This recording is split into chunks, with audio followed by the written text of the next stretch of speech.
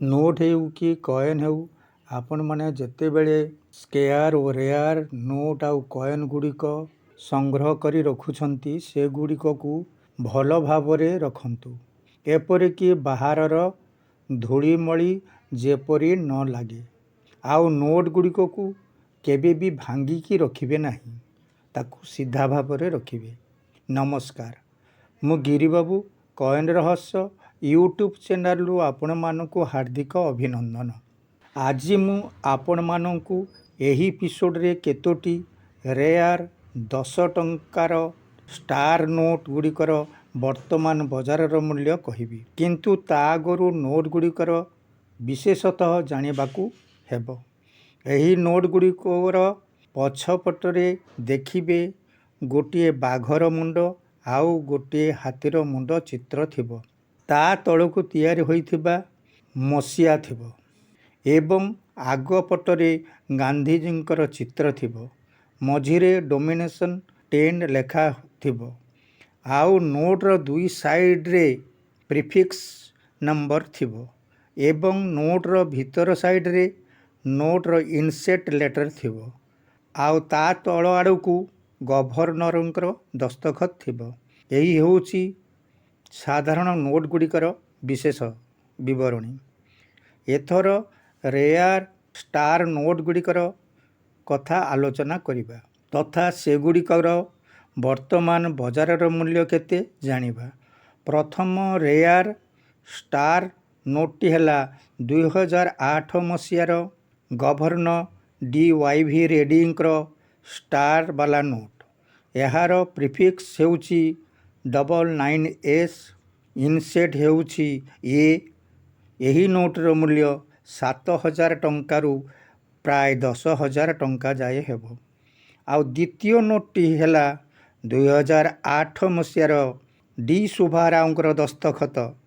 ଏହାର ପ୍ରିଫିକ୍ସ ହେଲା 09A। ଏହା ପ୍ଲେନ୍ ଇନସେଟ୍। ଏହାର ଦାମ 1,000 ଟଙ୍କାରୁ ପ୍ରାୟ 2,000 ଟଙ୍କା ହେବ। ଆଉ ଗୋଟିଏ ନୋଟ୍ ହେଉଛି 2009 ମସିହାର ଡି. ସୁବ୍ବାରାଓଙ୍କର ଦସ୍ତଖତ ଥିବା ନୋଟ୍। ଏହାର ପ୍ରିଫିକ୍ସ 18R, ଇନସେଟ୍ ହେଉଛି R।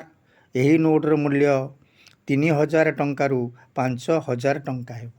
ଏହାପରେ ଆଉ ଗୋଟିଏ ନୋଟ୍ ହେଉଛି 2010 ମସିହାର ଗଭର୍ଣ୍ଣର ଡି. ସୁବ୍ବାରାଓଙ୍କର। ଏହାର ପ୍ରିଫିକ୍ସ ହେଉଛି 31S। ଏହାର ଇନସେଟ୍ ହେଉଛି R। ଏହାର ମୂଲ୍ୟ 3,000 ଟଙ୍କାରୁ ପ୍ରାୟ 5,000 ଟଙ୍କା ପର୍ଯ୍ୟନ୍ତ ହୋଇପାରେ। ଏଥର ଆଉ ଗୋଟିଏ ନୋଟ୍ ହେଉଛି ଗଭର୍ଣ୍ଣର ଡି. ସୁବ୍ବାରାଓଙ୍କର ଦସ୍ତଖତ ଥିବା 2010 ମସିହାର ନୋଟ୍।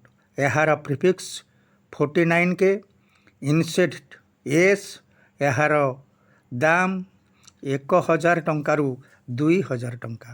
ଏଥର ସବୁଠାରୁ ଦାମିକା 10 ଟଙ୍କା ଷ୍ଟାର ବାଲା ନୋଟ୍ର ମୂଲ୍ୟ କହୁଛି। ଏହି ନୋଟ୍ଟି ହେଉଛି 2008 ମସିହାର ଗଭର୍ଣ୍ଣର ଡି. ସୁବ୍ବାରାଓଙ୍କର ଦସ୍ତଖତ ଥିବା ନୋଟ୍। ଏହାର ପ୍ରିଫିକ୍ସ 99A।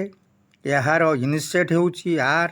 ଏହି ନୋଟ୍ର ମୂଲ୍ୟ 1,00,000 ଟଙ୍କାରୁ ପ୍ରାୟ 5,00,000 ଟଙ୍କା ପର୍ଯ୍ୟନ୍ତ ହେବ। ଆଜିର ଏପିସୋଡ଼ରେ କେତୋଟି 10 ଟଙ୍କା ଷ୍ଟାର ବାଲା ନୋଟ୍ର ମୂଲ୍ୟ ଆପଣମାନଙ୍କୁ ଜଣାଇଦେଲି।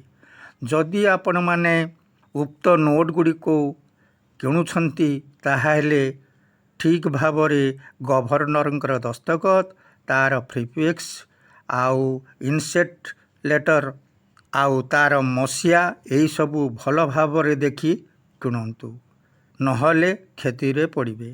ଏହି ଏପିସୋଡ଼ଟି ଯଦି ଆପଣମାନଙ୍କୁ ଭଲ ଲାଗିଥାଏ, ତାହେଲେ ସମସ୍ତେ ଲାଇକ୍ କରିବେ। ଆଉ ଯଦି ଚ୍ୟାନେଲରେ ସବସ୍କ୍ରାଇବ୍ କରିନାହାନ୍ତି, ତାହେଲେ ସବସ୍କ୍ରାଇବ୍ କରିବେ ତଥା ବେଲ୍ ବଟନଟିକୁ କ୍ଲିକ୍ କରିବେ। ରହୁଛି। ଜୟ ହିନ୍ଦ, ଜୟ ଜଗନ୍ନାଥ।